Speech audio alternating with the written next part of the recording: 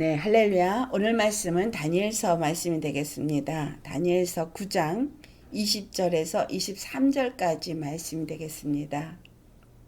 내가 이같이 말하여 기도하며 내 죄와 내 백성 이스라엘의 죄를 자복하고 내 하나님의 거룩한 산을 위하여 내 하나님 여호와 앞에 간구할 때 곧 내가 기도할 때 이전에 환상 중에 본 그 사람 가브리엘이 빨리 날아서 저녁 제사를 드릴 때쯤에 내게 이르더니 내게 가르치며 내게 말하여 이르되 다니엘아 내가 이제 내게 지혜와 총명을 주려고 왔느니라.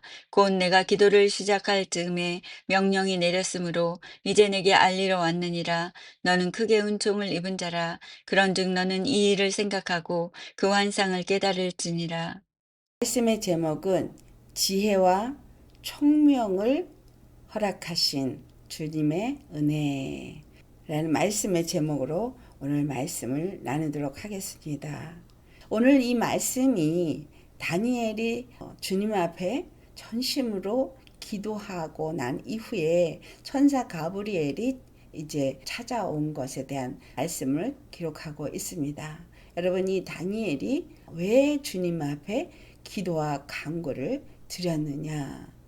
그가 예레미야 선지자가 기록한 책을 읽다가 거기서 발견하게 됩니다. 그 발견한 것은 무엇이냐 하면 70일에가 차면 반드시 이스라엘이 회복의 역사가 있을 거라는 예언의 말씀을 읽게 되었을 때에 지금 시기가 거의 다 되어져서 그가 주님 앞에 이제 엎드리게 됩니다.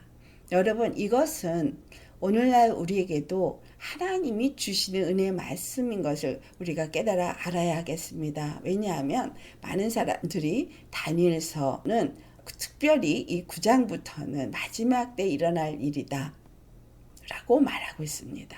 그렇다면 마지막 때를 살고 있는 우리, 이 마지막 끝에 살고 있는 우리에게 당연히 이 말씀은 우리에게 말씀을 주시는 거 아니겠습니까?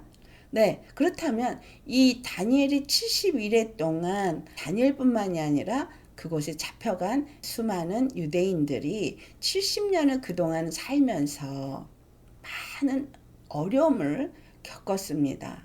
모든 유대인들이 다 몰살을 당할 수 있는 그러한 위험도 겪었었죠. 근데 그 경험을 하고 난 지 그렇게 오래되지 않았을 때입니다. 왜냐하면 오늘 이 다니엘서 9장 1절을 보면 이 메대 사람 다리오 왕에 대한 이야기를 하는데 이 메대 사람 다리오 왕이 있기 전에 그 다리오 왕의 아버지가 아수에로라는 거죠. 그때의 유대인들이 다 학살을 당할 뻔했습니다. 그러한 일들이 그들에게는 엄청난 고난 속에서 하나님의 구원을 경험했던 것을 기록하고 있습니다. 그렇다면 우리가 먼저 생각해 볼 것은 다니엘과 그 이스라엘의 모든 자들에게 여호와 하나님은 왜 이와 같은 일을 허락하셨는가부터 생각해야 돼요. 그것은 그들이 여호와 하나님을 온전히 알지 못했고, 그리고 그들이 여호와 하나님을 온전히 섬기지 못했다. 한마디로 말하면 여호와 하나님을 믿지 않았다라는 의미가 됩니다. 믿지 않았기 때문에 우상을 숭배했고, 믿지 않았기 때문에 그 율법을 온전히 받아들이고 율법 앞에서 율법을 지키는 삶을 살지 않았다는 거죠. 그렇다면 그들이 이 당한 이 모든 고난은 하나님께서 그들에게 허락한 은혜라는 사실이에요. 왜? 주님은 분명히 바벨론에게 그냥 순순히 끌려가라 그랬어요. 만약에 그게 싫어서 애굽으로 도망을 가면 칼이 쫓아다니면서 죽게 될 것이라 그랬어요. 그렇기 때문에 그냥 끌려가는 사람은 그대로 끌려가고, 만약에 유다 땅에 남겨놓으면 거기에 남을 수 있지만, 그러나 끌려가면 그냥 다 포로로 가라 그랬어요. 순적하게 죄의 형벌을 받으라는 얘기죠. 우리가 살면서 많은 고통과 어려움을 겪습니다. 특별히 예수님을 안 믿는 것이 아니라 예수님을 믿는데 왜 나한테 이런 어려움이 오느냐라는 거죠. 오히려 믿지 않는 자들이 더 잘 살고 더 잘 나가는 것 같습니다. 그런데 우리가 알아야 되는 건 하나님은 살아계시고 하나님은 사랑이신데 하나님은 왜 그 고난을, 왜 그 어려움을 그의 백성이라고, 그를 믿는다고, 그분을 믿고 따르겠다고 하는 자들에게 허락하느냐라는 거예요. 오히려 제대로 안 믿는 사람들이 더 어려움이 없어요. 더 잘 나가요. 이해가 안 되잖아요. 하나님 사랑하시고 예수님 믿으면 복 받는다 그랬는데 왜 이런 어려움을 겪느냐. 예수님 믿으면 복 받는다는 그 복의 개념을 목사님들이 잘못 가르쳐가지고 육체의 복을 받는 것으로 가르쳐 놓았다는 거죠. 자, 그래서 이 다니엘을 통해서 우리에게 말씀하고 있는 것은 정말 하나님은 어디에 초점이 맞춰 있는가를 너무나 정확하게 말해주고 있다는 거예요. 다니엘이 그 70년의 비밀을 깨닫고 난 후에 그가 한 일은 여호와 하나님 앞에 자복하고 회개하고 간구했다는 사실이에요. 아멘. 자기 죄를 깨달았을 때 뭘 했어요? 바벨론에 왜 끌려왔는지를 깨달았을 때 그들의 죄, 그 조상의 죄를 자복하고 회개하고 여호와 하나님 앞에 그 뜻이 이루어지도록, 그 예언된 말씀이 이루어지도록 기도했다라고 기록되어 있습니다. 그렇게 해서 기도했을 때 그 다니엘이 이제 이 응답을 받는 거예요. 이 응답이 무엇이라고 우리 오늘 본문에 말하고 있어요?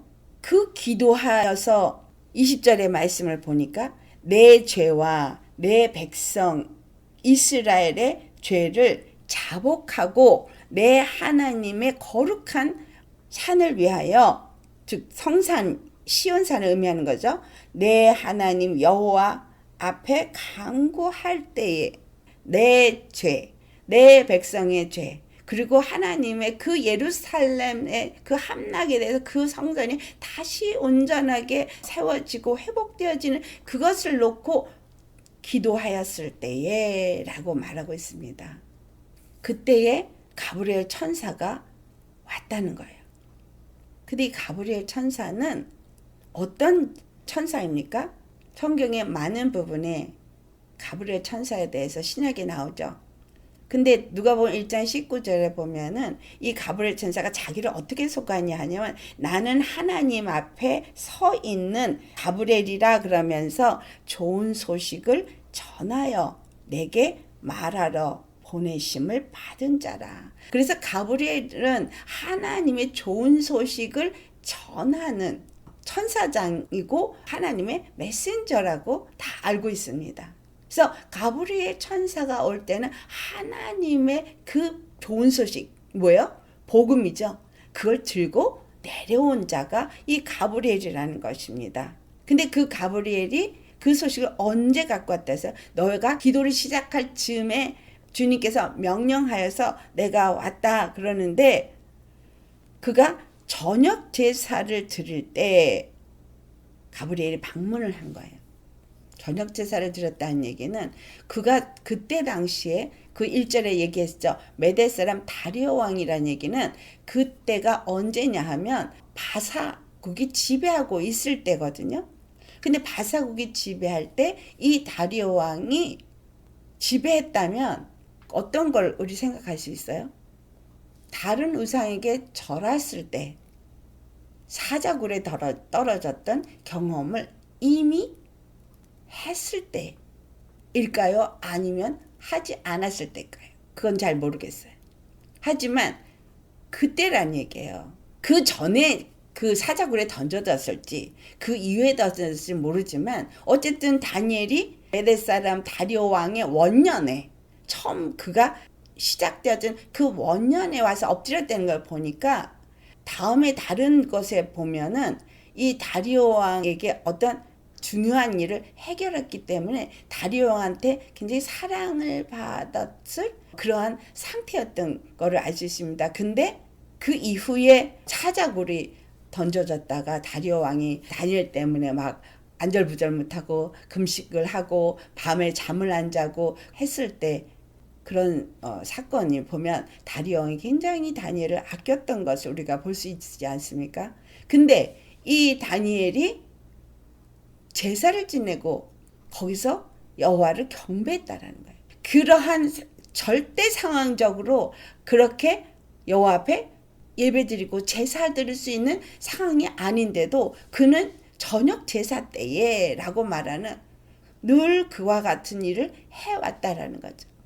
우리가 정말 환경적으로 예배를 온전히 드릴 수 없고 제사를 제대로 드릴 수 없는 이런 다니엘의 상황같이 예배를 온전히 드릴 수 없고 기도를 온전히 할 수 없을 때에도 내가 만약에 그런 고난과 환난 속에 있을 때에도 이 여호와 하나님 앞에 제사 드렸던 다니엘처럼 예배와 기도를 쉬지 않고 드릴 수 있는 믿음이 있겠는가라는 거죠. 이게 굉장히 마지막 때하고 연관이 돼 있습니다. 이가 저녁 제사를 드릴 때에 가불의 방문을 받은 그때는 뭐예요?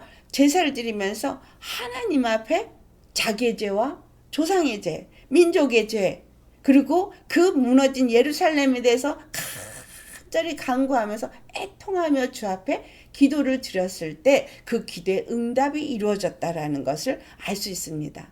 아멘. 그렇다면 이것이 우리에게 무엇을 말해주겠냐? 가브리엘 천사가 와서 이에게 말한 것은 네가 은총을 입었다. 하나님 앞에 그 은총을 입은 자로서 그에게 와서 하는 말이 지혜와 총명을 주러 왔다고 말하고 있어요. 그런데 이 지혜와 총명이 이사야서 11장의 말씀을 보면은 2절에 지혜와 총명의 영이 성령이잖아요. 하나님의 7영 중에 지혜와 총명의 영이 있습니다. 그렇다면 이 순서가 무엇하고 똑같아요? 누가복음 24장 44절에 구약에 있는 모든 말씀이 47절에 뭐가 기록됐어요? 24장 44절에 예수님에 대해서 기록됐다고 47절을 보니까 회개하여 죄사함을 얻게 하는 그 복음이 온 세상에 전파될 것이 기록되어졌다라고 말하고 있어요. 그러니까 지금 이 다니엘이 회개하고 죄사함을 받으니까 뭐가 왔다는 거예요? 지혜와 총명의 영, 즉 성령이 오셨다는 거죠. 우리가 예수님을 믿고 성령을 언제 받아요? 회개하고 죄사함을 받았을 때 성령을 선물로 받잖아요. 그래서 사도 베드로도 나아가서 회개하고 죄사함을 받으면 성령을 선물로 주시리라 라고 말했어요.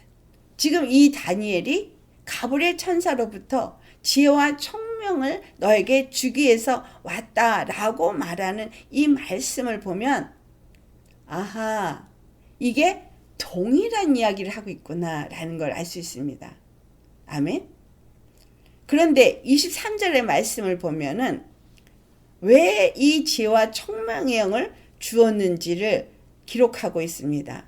여호와 하나님께서 그가 기도를 시작할 즈음부터 명령을 내렸으므로 내가 그것을 알리러 왔는데 너는 크게 은총을 입은 자라 하고는 그런즉 너는 이 일을 생각하고 그 환상을 깨달을지니라. 무슨 일을 생각하고 그 환상에 대해서 뭘 깨닫으라고 얘기를 하는 것인가 라고 우리가 생각하시겠죠. 그건 다음 주에. 그 다음에 24절 25절의 말씀을 보면 그 71회 동안에 하나님의 거룩한 성전이 세워지는 것을 기록하고 있다라는 거죠. 그런데 이 가브리엘 천사가 와가지고 기도할 때 와서 그에게 어떻게 했다고 말하냐면 21절에 보니까 가브리엘이 빨리 날아와서 저녁 제사 드릴 때쯤에 이가 와가지고 한 것이 뭐라고 했냐면 그를 가르치고 그리고 지혜와 총명의 영을 주었다. 22절에 내게 가르치며 내게 말하여 이르되 그렇죠? 다니엘아 내가 내게 지혜와 총명을 주려고 왔느니라. 우리는 그렇다면 여기서 무엇을 알아야 하겠습니까? 회개하고 죄사함을 받으면 성령이 임하면 성령님이 우리에게 모든 것을 가르쳐준다 그랬죠. 요한일서 2장 27절에 가르쳐주고 그 성령은 지혜와 청명해요. 그렇죠? 그 영인 거예요. 그러면 우리가 예수님을 믿고 죄사함을 받고 성령을 선물로 받으면 지혜와 청명이 임하게 되는데, 이 지혜와 청명이 임하는 것에 대해서 잘 설명하고 있는 게 에베소서 1장이라는 거죠. 자, 에베소서 1장을 가보시겠습니다. 하나하나 보시겠는데요. 7절부터 8절까지 먼저 봉독을 하시겠습니다.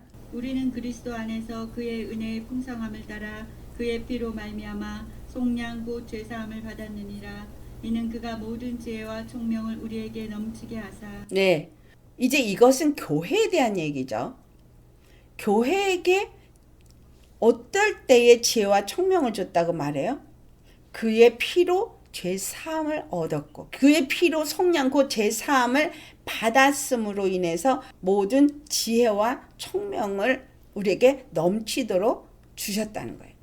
근데 그 넘치도록 주신 이유를 하나하나 이제 말합니다. 자, 9절 봉독합니다. 그 뜻의 비밀을 우리에게 알리신 것이요 그의 기뻐하심을 따라 그리스도 안에서 때가 찬 경륜을 위하여 예정하신 것이니. 네, 때가 찼을 때 하나님이 예정한 경륜, 그러니까 미리 계획된 하나님의 계획이라는 거예요. 근데 그 계획이 무엇인지를 알게 하기 위해서 이 일을 하신 것입니다. 주께서 정말 이 모든 일의 계획을 알게 하신 것은 그 뜻을 우리에게 왜 알게 했어요? 그 뜻을 깨달아 알고 그 뜻이 우리 가운데 이루어지도록 하게 하기 위해서라는 거예요. 주님이 이미 이 모든 것을 예정했고 이 일은 이루어질 것인데 그게 무엇인지를 깨닫게 하기 위해서라는 거죠. 할렐루야. 아멘. 10절. 하늘에 있는 것이나 땅에 있는 것이 다 그리스도 안에서 통일되게 하려 하심이라. 주님께서 예수 그리스도를 통해서 하늘에 있는 것이나 땅에 있는 것이 다 통일되게 하려는 것이 뜻인 거예요. 예수 그리스도가 십자가에서 왜 죽으셨고 왜 그 피를 흘려서 우리의 죄를 사해줬느냐? 바로 너희가 이 모든 것은 이미 예정되었던 것인데 죄사함을 얻고 그 다음에 성령을 받고 그 모든 믿는 자들이 예수 그리스도 안에서 다 하늘과 땅과 이 모든 것들이 통일되게 하려 함이다라는 겁니다. 할렐루야. 그래서 11절, 12절까지 합니다. 모든 일을 그의 뜻의 결정대로 일하시는 이의 계획을 따라 우리가 예정을 입어 그 안에서 기업이 되었으니 이는 우리가 그리스도 안에서 전부터 바라던 그의 영광의 찬송이 되게 하려 하심이라. 주님은 우리에게 그 뜻과 계획이 있습니다. 바로 그분의 영광을 찬송하도록. 그래서 정확하게 이 모든 것을 잘 설명한 게 17절로부터 있습니다. 17절로부터 이제 23절까지의 말씀을 보면은 우리 주 예수 그리스도 하나님이 영광의 아버지께서 지혜와 계시의 영을, 그러니까 지혜와 청명의 영이나 지혜 계시 영이나 다 성령인데 이 영을 우리에게 주셨는데 왜 주셨느냐?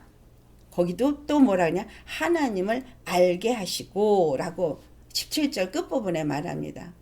하나님을 알게 하시고, 여러분 하나님을 알게 하시고, 아까 우리 봉독했어요. 하나님의 무엇을 알게 하시고 이미 예정된 하나님의 그 뜻, 계획을 알게 하길 원하신다는 거예요. 근데 그 뜻이 예수 그리스도 안에서 하늘과 땅이 다 통일돼서 하나가 되어지게 하기 위해서 주신 그것이 무엇이냐? 바로 18절에 너희 마음의 눈을 밝혀서, 우리의 마음을 밝혀서 그의 부르심의 소망이 무엇인지를 깨달아 알게 하길 원한다. 그가 우리를 부르시는데 이미 예정된 가운데서 예수 그리스도 안에서 우리 예정되었고 우리가 부름을 받았는데 그가 우리를 부르신 그 뜻이 무엇인지, 부르심의 소망이 무엇인지를 알게 하길 원하는 거예요. 누가?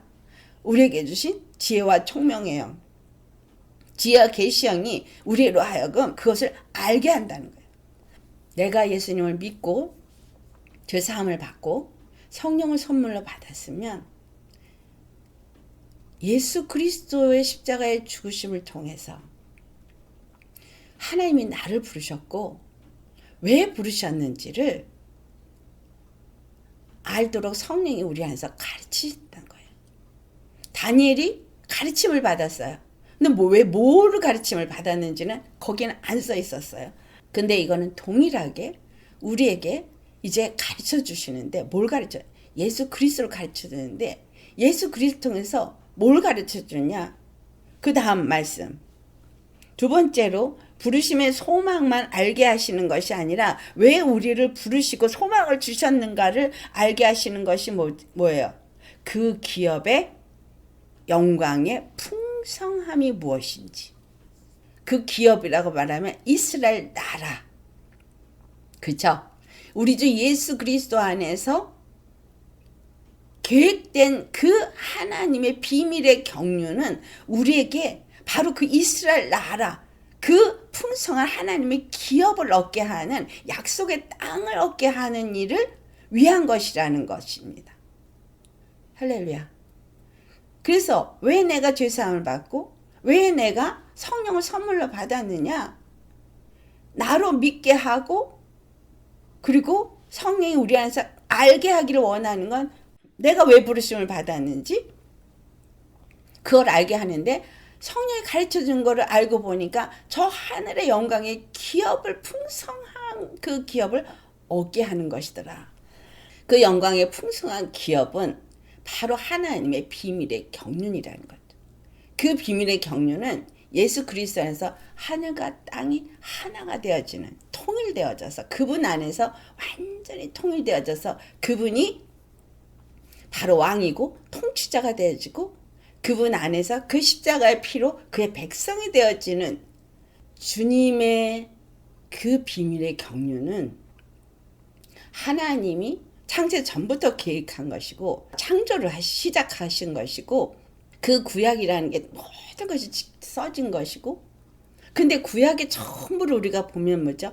이스라엘이 어떻게 시작되었는지 그리고 이스라엘에게 율법을 주신 하나님이 원한 건 이스라엘의 거룩한 하나님의 나라를 세우기를 원했던 것인 걸 구약이 다 기록하고 있는데 예수님이 오셔서 신약이 나에 대해서 기록한 것이라고 하는 거예요.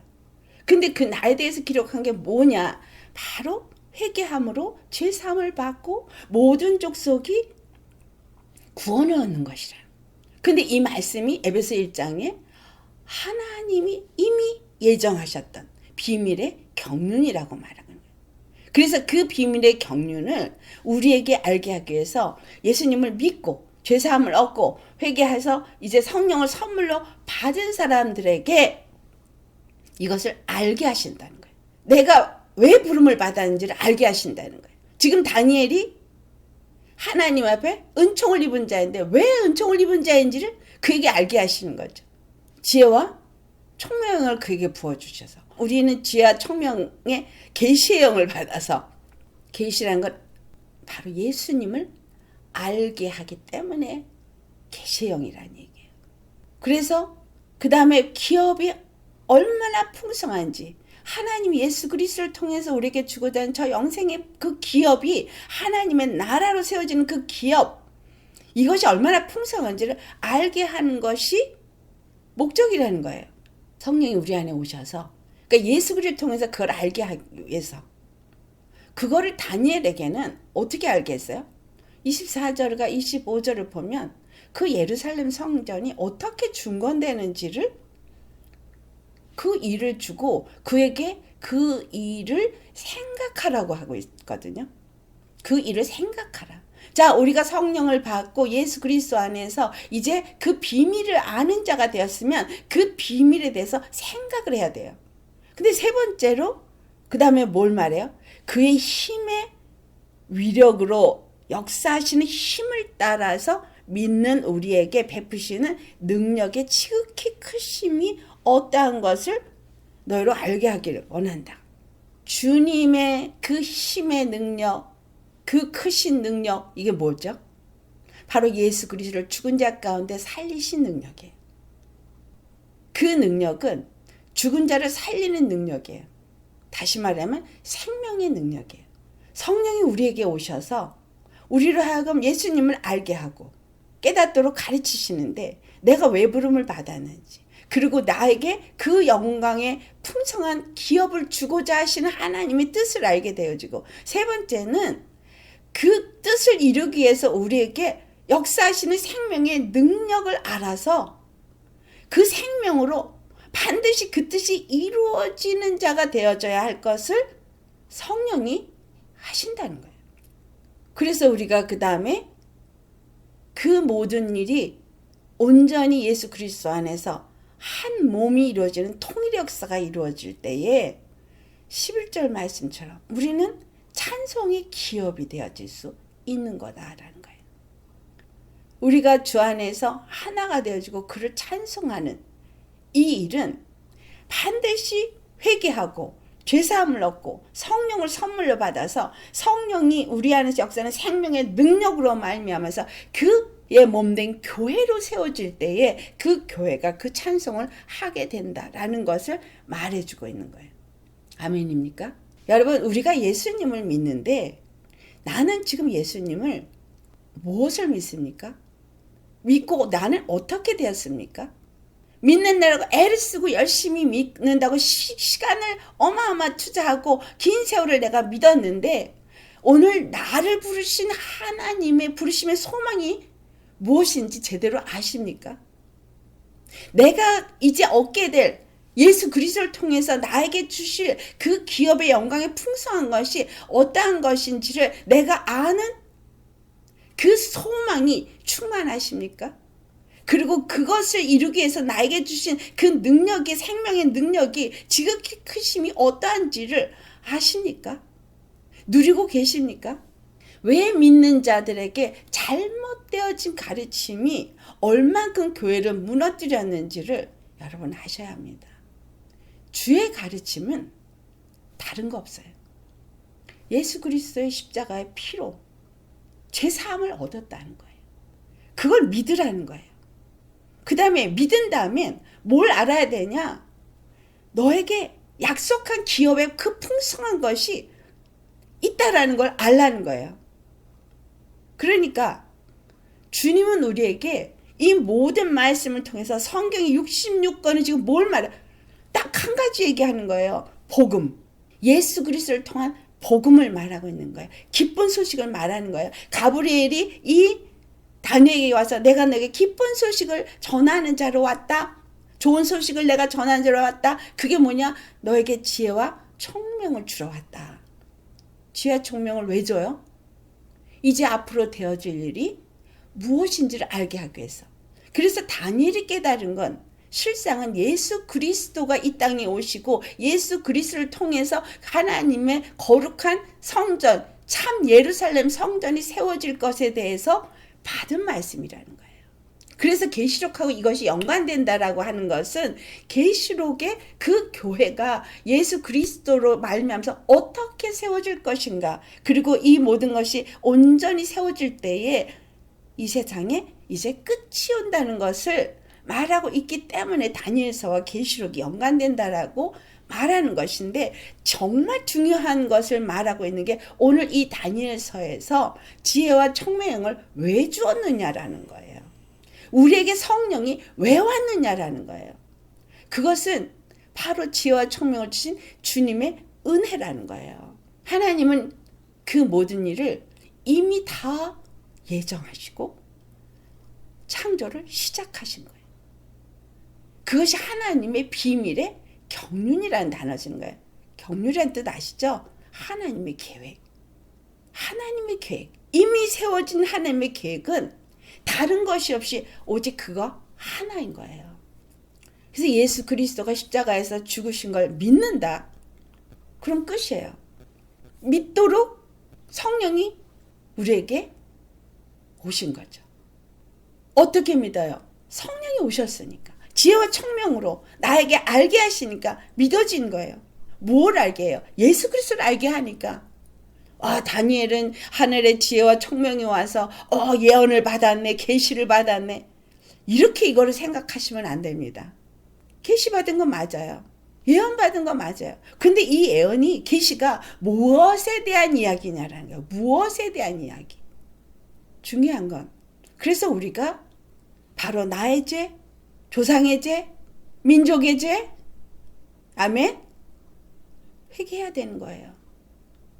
성령님은 우리에게 지혜와 총명을, 그러니까 계시의 영을 주셔서 바로 그 다니엘이 기도했던 예루살렘 성과 하나님의 거룩한 나라의 회복이 어떻게 이루어질 것인가를 애절하게 간절하게 간구한 것처럼 우리는 지금 무엇을 위해서 기도해야 되냐면 하나님의 뜻이 이 땅 가운데 이루어지기를 기도해야 되는 거예요. 하나님이 그 예정하신 뜻이 이 땅 가운데 이루어지도록 기도해야 되는 거예요. 근데 교회가 오늘날 뭘 기도합니까? 복 주시옵소서. 우리의 대학교 좋은 데 가게 해주시옵소서. 좋은 직장 갖게 해주시옵소서. 내 이런 문제 해결되게 하옵소서. 저런 문제 해결되게 하옵소서. 이런 육적인 거를 추구하고 있는데 하나님이 나를 예수 믿게 해주신 건 저 영광의 풍성한 기업을 얻게 하기 위해서, 그리고 그 하나님의 강한 힘의 능력을 우리에게 주셔서 생명의 능력으로 바로 그 일이 이루어지게 하는 일에 우리가 쓰임받기를 원하시기 때문에 성령을 주신 거예요. 예수님의 이름을 가지고 뭘 하셨어요? 예수 이름으로 구하려니까 열심히 내 육적인 거 구했습니까? 예수 이름의 능력을 사용해 그 힘의 능력, 그 크신 능력은 생명의 능력이고 죽어도 살고 살아도 영원히 사는 능력인 거예요. 그 능력을 왜 우리에게 주셨느냐는, 그거를 주신 건 바로 이 에베소서에 너무 잘 설명하고 있어요. 19절 이후 20절로부터 우리 끝까지 한번 봉독해 보겠습니다. 그의 능력이 그리스도 안에서 역사하사 죽은 자들 가운데서 다시 살리시고 하늘에서 자기의 오른편에 앉히사 모든 통치와 권세와 능력과 주권과 이 세상뿐 아니라 오는 세상에 일컫는 모든 이름 위에 뛰어나게 하시고 또 만물을 그의 발 아래에 복종하게 하시고 그를 만물 위에 교회의 머리로 삼으셨느니라. 교회는 그의 몸이니 만물 안에서 만물을 충만하게 하시는 이의 충만함이니라. 아멘. 우리에게 주신 능력이 예수님 안에서 역사했어요. 아멘. 우리에게 지혜와 총명과 계시의 영으로 임하신 능력이, 성령의 능력이 예수님 안에서 역사를 했는데 어떻게 역사해서 죽은 자 가운데서 살아나게 하신 거예요. 그러니까 그 능력이 우리 안에 있고 예수님 안에서 죽은 자 가운데 살았으니까 우리는 죽어도 우리는 산다죠. 여러분, 우리가 이거를 믿는다면 죽어도 사는데 이걸 믿고 저 하늘의 영생의 소망이 있으면 이 땅에서 죽음을 두려워할 필요가 있겠어요? 없겠어요? 없겠죠? 그 어떤 것에도 두려움이 없겠죠. 내가 20년 신앙생활을 했다, 10년 생활을 했다, 아니면 말씀을 10년을 들었다, 20년 했다, 이건 중요하지 않아요. 지금 오늘 내가 믿고 오늘 처음 주님을 영접을 했어도 이것을 믿으면 그 안에서 그 능력은, 생명의 능력은 역사합니다. 이게 중요한 거예요. 예수님은 이 능력으로 죽은 자 가운데 살아나서 모든 권세를 다 그 발 아래 무릎 꿇게 하시고 교회의 머리가 되어졌어요. 그 이유는 만물이 그의 안에서 하나로 통일되어지고 충만해지는 그리스도의 교회를 세우기 위함이라는 거예요. 그분은 그리스도의 교회의 머리가 되신 거예요. 그의 몸인 만물, 그의 몸이니 만물 안에서 만물을 충만케 하시는 자의 충만이에요. 생명으로 충만해졌다는 얘기는 예수 그리스도 안에서 그 생명을 가진 자들로 충만하게 채우신다는 거잖아요. 그의 몸된 교회를 그분이 반드시 세우실 거라는 거잖아요. 그럼 여러분, 그의 몸된 교회가 되려면 내 안에 예수님의 생명이 충만해야만 그의 교회가 된다는 걸 아시죠? 그 생명으로 충만해져야 그의 몸된 교회가 되기 때문에 그의 몸된 교회가 되는 사람은 각각이 그의 몸에 지체가 많고 각 부분이 많아도 다 각각이 그 생명을 가져야지만 그 생명으로 들어와서 그 생명으로 그 안에서 만물이 충만해진다는 얘기예요. 그런데 우리 야고보서 3장을 찾아보시겠습니다.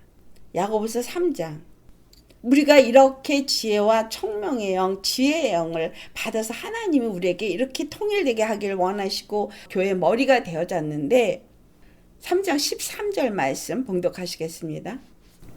너희 중에 지혜와 총명이 있는 자가 누구냐? 그는 선행으로 말미암아 지혜의 온유함으로 그 행함을 보일지니라. 아멘. 우리에게 지혜와 총명이 있습니까? 정말 성령님이 내 안에 있습니까? 라고 묻는 거예요. 너희 중에 지혜와 총명이 있느냐? 그 영을 받았느냐? 그렇다면 뭘 하라는 거예요? 선행으로 말미암아서 지혜와 지혜의 온유함으로 그 행함을 보일지니라 라고 말해요. 그런데 14절에서부터 16절까지의 말씀, 이 교회가 보이고 있는 모습을 기록하고 있습니다. 자, 14절에서 16절 같이 봉독합니다. 그러나 너희 마음속에 독한 시기와 다툼이 있으면 자랑하지 말라. 진리를 거스려 거짓말하지 말라. 이러한 지혜는 위로부터 내려온 것이 아니요 땅 위의 것이요 정욕의 것이요 귀신의 것이니 시기와 다툼이 있는 곳에는 혼란과 모든 악한 일이 있음이라. 하나님이 교회에다 지혜와 총명의 영을 줬는데 지금 다니엘에게 지혜와 총명을 준 이유는 바로 어떻게 하나님께서 하나님의 나라를 회복시키시고 그리고 그 하나님이 거하시는 거룩한 성전, 예루살렘 성전을 세울 것인가에 대한 지혜와 총명을 주었고 그 가르침을 주었어요. 그 깨달음을 주었어요. 그래서 이스라엘이 앞으로 어떻게 이제 앞으로 일어날 일들에 대해서 쭉 그 뒤로 말을 합니다. 이 얘기는 지금 우리가 살고 있는 이 시간부터 예수님이 이 땅에 오셔서부터 이 땅에 일어날 일을 다니엘에게 가르쳐 준 거예요. 그렇다면 우리가 이 땅을 살고 있는 이 시점이 바로 그 예수 그리스도를 머리로 한 교회가 세워져야 될 시점인데 믿는다면서 하나님의 지혜와 총명의 영, 지혜와 계시의 영을 성령을 받았다면서 교회 안에서 무슨 일이 있다는 거예요? 마음의 독한 시기, 다툼, 시기질투 여러분 있어요 없어요? 그걸로 다퉈요 안 다퉈요? 자랑, 교만함으로 자기 스스로를 자랑해. 그래서 진리를 거스려. 거짓말해. 하늘로부터 온 지혜가 아닌 거예요. 교회라면 이 교회가 혼란이나 다툼이나 악한 일이 있을 수가 없는 거예요. 성령을 받았다면 있을 수가 없다는 얘기예요. 그런데 어떻게 교회 안에 이런 일이 있습니까? 말씀을 받았다는 자들 안에서 어떻게 이런 일이 있냐고요. 자, 그 다음에 17절부터 18절 같이 봉독합니다. 오직 위로부터 난 지혜는 첫째 성결이고 다음에 화평이고 관용하고 양순하며 긍휼과 선한 열매가 가득하고 편견과 거짓이 없나니 화평하게 만든 자들은 화평으로 심어 그의 열매를 거두느니라. 네, 예수 그리스도 안에서 통일되려면 반드시 화평해야 되는데 그 화평은 화평의 열매를 맺어요. 의의 열매를 맺어요. 이렇게 화평되어지는 위로부터 받은 지혜와 총명을 가졌다면 첫째, 성결해요. 그렇죠? 왜? 죄로 회개했잖아요. 죄를 자복했잖아요. 그러면 거룩해졌잖아요. 예수님의 피로 거룩해졌어. 그러면 그 피로 거룩해진 사람들 안에 지혜의 영, 총명의 영, 계시의 영이 임해서 예수님을 아는 사니까 당연히 성결해요. 근데 교회가 과연 이렇게 성결하냐? 그 다음에 화평해요. 서로를 화평하고 다른 사람에게 관용을 베풀고 그리고 양순해. 아주 순해요. 긍휼이 풍성해. 선한 열매가 가득해. 주님이 우리에게 성령을 보내주신 이유는 교회가 세워지는 것이고 예수 그리스도의 몸이 세워지는 것이기 때문에 편견도 없고 거짓도 없고 화평해져야 되는 의가 나타나는 이런 교회가 되어야 된다는 거죠. 그렇다면 교회는 세상에 속한 건가요? 안 속한 건가요? 세상에 안 속했죠. 그러면 첫째, 세상은 경제, 사회, 정치, 문화, 교육. 이거 세상이에요, 아니에요? 세상이죠? 여러분 지금 경제, 사회, 정치, 문화, 교육 이 모든 걸로 여러분의 생각과 마음이 꽉 차 있지 않나요? 여기서 나와야 되는 거죠. 당연히. 그렇다면 경제가 어떻게 되든 사회가 어떻게 되든 정치가 어떻게 되든 문화가 어떻게 되든 교육이 어떻게 되든 내가 이전에는 이렇게 받아서 이게 다 나를 만들었다면 예수 그리스도를 믿고 나서는 이것이 나를 주관하는 것이 아니라 하나님의 말씀이 나를 주장해죠. 지혜와 계시의 영이 총명의 영이 나를 주장해야 되죠. 그러면 그것은 왜 주었다고요? 이전에 내가 행했던 이 5가지 안에서 더럽혀진 이 모든 것들을 자복하고 회개하고 죄사함을 받고 성령을 받아서 하나님이 위로부터 온 지혜와 총명을 줬고 위로부터 온 계시의 영을 받았으니 말씀 안에서 그 말씀에 의거해서 선한 열매를 맺어야 되는 거죠. 화목해야 되는 것이고 그리스도의 몸된 교회가 세워지는 청결함이 내 안에서부터 이루어지고 서로 간에 이루어져야 되고 그러려면 어떻게 되겠어요? 고난이 없이 깨달아 알 수가 없다는 거예요. 너무 우상숭배를 한 이 아주 그냥 쩌든 우리가 그 고난 속에서 나의 죄를 깨닫고 내가 얼마나 세상 거에 쩌들어 있었는지를 깨닫고 순간순간 올라오는 육의 사람이 내 안에 얼마나 나를 자리 잡고 있는지를 내 안에 있는 탐심과 내 안에 있는 세상의 지식과 내 안에 있는 그 세상에서 터득된 습관과 옛사람이 얼마나 있는지를 그 모든 환난과 고난과 핍박과 여러 가지 상황 속에서 알아주는 거예요. 바벨론의 그 70년을 왜 허락했느냐?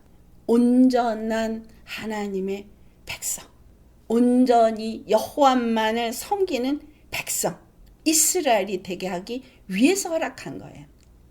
우리에게 있는 많은 일들, 여러분 우리 정말 이 한국 교회 회개해야 합니다.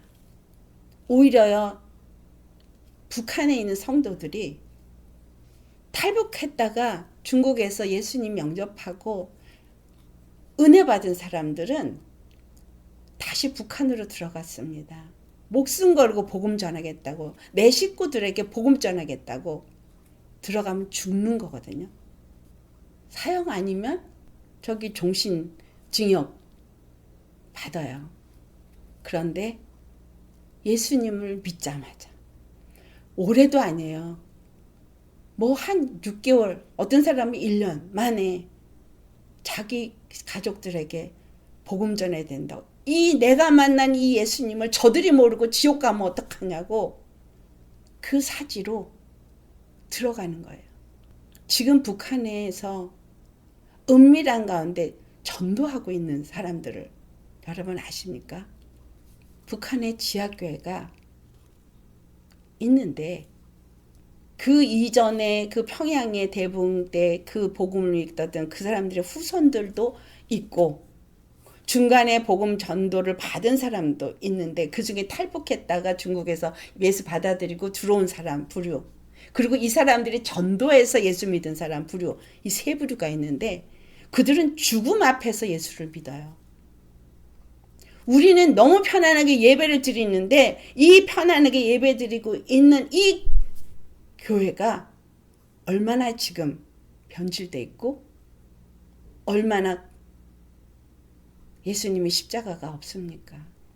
조금만 내가 원한 대로 안 되면 견디지 못해요. 그들은 목숨 걸고 믿어요. 그런데 우리가 북한 선교하겠다고 돈으로 선교, 돈도 물질로도 당연히 해야 되겠지만 북한 통일되면 우리 올라가겠다고. 여러분 지금 대한민국의 교회의 믿음은 저 지금 북한에서 믿는 저들의 믿음만큼도 안 돼요. 지식 필요 없어요.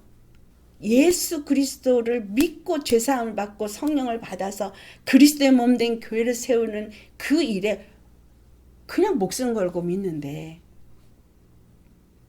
우리는 어떨까요? 우리는 지금 어떻게 믿고 계세요? 우리는 오늘 지금 내 믿음이 어떻습니까? 지혜와 총명의 영을 하나님께서 우리에게 주시는 은혜를 줬는데 정말 부르심의 소망이 여러분에게 그렇게 충만하세요? 성령 받았다고만 하지 말고 하늘의 그 영원한 기업에 대한 그 간절함, 그 소망으로 그것을 향해서 지금 준비되고 있으십니까? 나한테 준 그 힘의 능력에 강력한 그 생명의 능력이 내게서 나타나서 정말 예수님 오실 길을 준비하고 있으십니까? 한국에 탈북한 탈북자들이 목사가 되고 전도사가 되고 이분들이 이구동성으로 똑같은 말을 하는데 한국교회가 잘못됐다는 거예요. 십자가 복음이 없다는 거예요. 그들에겐 십자가 복음밖에 없어요. 그런데 교만해서 물질로 뭔가 도우려고만 하지 그들에겐 물질이 중요하지 않아요.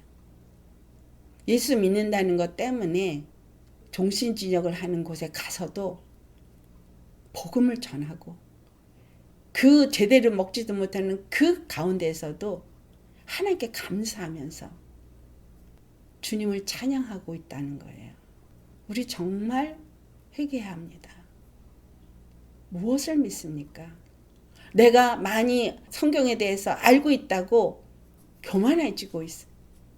그리고 은혜 받았다고 막 해놓고 금방 그 은혜는 뭔 은혜를 받았는데요? 예수님이 십자가에서 날 위해서 죽으신 이 죽음에 대해서 그것 때문에 나 같은 사람을 위해서 죽으셨다는 그것 때문에 목숨도 건대는데 여러분은 지금 십자가의 복음을 안다고 하면서 얼마만큼 그분의 죽음에 대해서 감사하고 찬양하시냐 이거예요. 하나님의 뜻은 교회를 세우는 거예요. 하나님의 뜻은 온 세계가 예수님 믿고 하나가 되게 하는 그 뜻 안에서 모든 일을 해오셨어요. 어제나 오늘이나 동일하시고 앞으로도 동일해요. 그래서 그 일이 이루어지면 오실 거예요. 나에게 오늘 어려움이 있다. 그럼 그 어려움이 왜 허락되었느냐라는 거죠. 회개에 뭘 회개를 하시는데요? 아유 거짓말한 거 잘못했어요. 뭐 한 거 여러분 예수님은 이미 다 죄를 다 사해 주셨는데 이제 믿기만 하고 의의 길을 가면 되는데 왜 의의 길을 안 가고 계속해서 다시 또 죄의 길을 가냐 이거죠. 그래서 제자리 걸음을 하는 거예요. 죄 짓고 회개하고 죄 짓고 회개하고 그건 믿은 게 아니에요. 예수님 만난 게 아니에요. 내가 여전히 주인이기 때문인 거죠. 우상숭배 여전히 하고 있는 거죠. 그러니까 바벨론은 내 환경에서 떠나지를 않는 거예요. 다니엘이 이 70년이 이제 차가니까 그 70년이 의미가 무엇인지를 깨달았기 때문에 자기의 죄를 자복하고 조상의 죄를 회개하고 민족의 죄를 회개하고 그리고 그 뜻이 이루어지기를 기도했던 거예요. 주님, 이제 오실 날 멀지 않았습니다. 많은 걸 아는 것이 중요한 게 아니라 네가 지혜와 총명을 받았느냐? 보이라 이거예요. 행하라 이거예요. 뭐예요? 화평하게 하려면 서로 내가 가진 것을 나에게 왜 이걸 줬냐? 나누라고 섬기라고 하나 되려니까 부족한 자에게 나누고 섬기면서 위로하고 세우고 그렇게 해서 하나 되라고. 여러분에게 무엇을 주셨던 그걸 주신 이도 하나님이시고 여러분을 부르신 이가 그 일을 이루고 싶어서 부르신 것이고 그 뜻을 이루기를 간절히 원하시기 때문에 성령을 주시고 말씀을 읽어라 기도해라 라고 말씀하시는 거예요. 그런데 교회에 와서 내가 안다며 믿는다며 왜 시기하고 질투하고 다투고 판단하고 분리되어지고 하나가 못 되고 있느냐라는 겁니다. 내 것만 소중하고 나만 옳고 나는 내 생각은 내 판단은 옳아. 그러면 여러분 회개하세요. 정말 진정한 믿음이 있었던 사람들은 성경을 보니까 절대 자기를 내세우지 않았어요. 조용히 순종했어요. 조용히 하나님의 뜻이 이루어지기만을 기도했어요. 자기에게 일어나는 모든 일들을 하나님이 왜 이와 같은 일을 허락하셨는가 그것을 깨달아 알고자 엎드렸어요. 우리 정말 모든 일에 감사하고 찬양하는 나는 찬송의 기업이 되었다는 사실을 잊지 마시기 바랍니다. 우리 입이 왜 주어졌는지, 이 입의 말이 왜 주어졌는지, 무엇을 위해서 주어졌는지 제대로 입술을 사용하시고 제대로 사고를 사용하시고 제대로 마음을 사용하셔서 주님의 뜻이 우리 가운데 이루어질 수 있기를 예수로 축원합니다. 아멘. 정말 함께 화평하고 화목하고 사랑하고 나누고 세우면서 우리 하나가 되시기를. 그래야 다른 사람도 또 하나가 되도록 나눌 거 아니겠어요? 생명 없는 나눔 필요 없습니다. 우리 각 사람이 내 안에 그 예수님의 사랑과 은혜와 생명에 풍성해서 한 목적과 한 뜻, 한 믿음, 한 성령 안에서 함께 나아간다면 절대 다툼이나 시기 질투나 아니면 편견이나 내가 옳다라는 주장이나 자랑이나 있을 수가 없죠. 이 다니엘이 받은 지하 총명이 이미 우리에게 주어졌습니다. 그렇다면 다니엘에게 주신 이 말씀이 우리가 이 땅 가운데서 해야 할 일이라는 걸 오늘 이 에베소서와 야고보서 3장에서 말해주고 있는 거예요. 에베소서가 그리스도의 교회가 세워지는 걸 말하고 있습니다. 어떻게 해야 세워지는지. 야고보서도 똑같은 그 얘기를 하고 있어요. 계시록만 교회가 세워진 걸 얘기하고 있지 않아요. 여러분 잘 말씀을 봉독하실 때 정말 하나님이 우리를 향한 비밀의 경륜이 무엇인지를 예수 그리스도 외엔 절대 다른 이름이 있을 수 없는 이유가 무엇인지를 잘 발견하실 때 내가 어떻게 살아야 할지가 발견될 것입니다. 우리 모두 하나님의 뜻을 바로 이룰 수 있는 참 그리스도인들이 되시기를 예수 이름으로 축원합니다. 기도하시겠습니다.